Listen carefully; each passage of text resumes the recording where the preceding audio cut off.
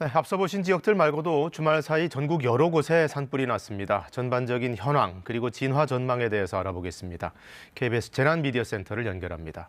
이종훈 기상전문기자, 현재 꺼지지 않은 산불이 총 몇 군데나 되나요?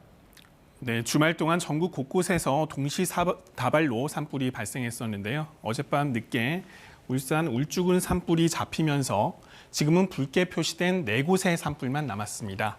강원도 영월은 나흘째, 대구는 열흘째 산불이 이어지고 있고요. 대형 산불로 번진 강원도 강릉 동해 그리고 경북 울진의 산불도 계속해서 진행 중입니다. 이 두 지역 산불을 산림청이 제공하는 산불 상황도를 통해 자세히 분석해 보겠습니다. 먼저 강원도 동해시입니다. 불은 그제 새벽 강릉시 옥계면에서 시작해서 강한 서풍을 타고 동해시로 번졌습니다. 상황도에서 이 붉은 선은 아직 불길이 남아있는 구간이고요. 노란 선은 불길이 잡힌 곳인데요.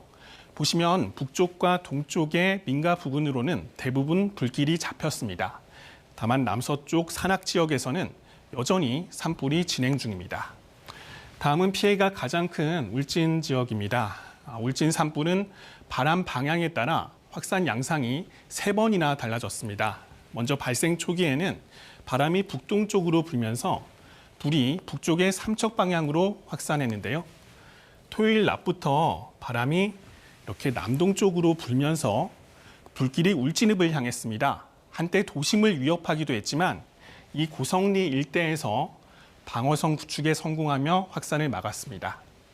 그런데 어제 오후부터 갑자기 북동풍이 불면서 상황이 급변했습니다. 이 산악 지역에 남아있던 불길이 남서쪽을 향해 번지기 시작한 건데요. 산림과 소방당국은 이제 이 지역에 불이 확산하는 것을 막기 위해서 총력을 기울이고 있습니다. 네, 이번 산불 확산의 원인이기도 하고 동시에 진화의 가장 큰 걸림돌이기도 한 것이 바로 바람인데요. 오늘은 좀 어떨까요? 네, 먼저 위성 영상을 통해 어제 오전과 오후 상황을 비교해 보겠습니다.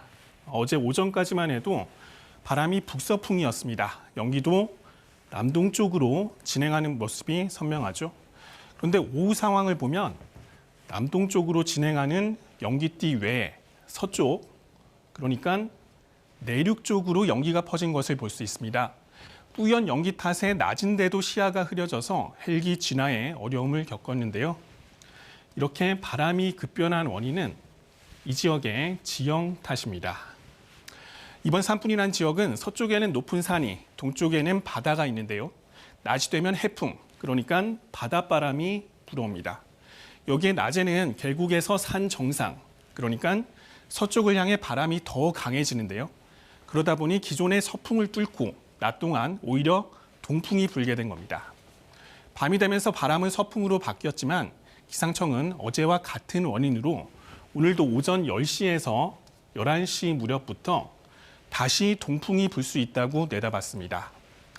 이 동풍이 더 걱정스러운 건 바로 울진 산불의 서쪽에 위치한 이 금강송 군락지 때문입니다.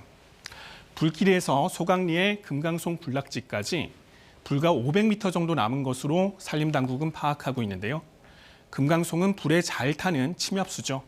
불이 나면 소나무 속 송지는 일종의 기름 역할을 합니다. 따라서 진화하기도 어렵습니다.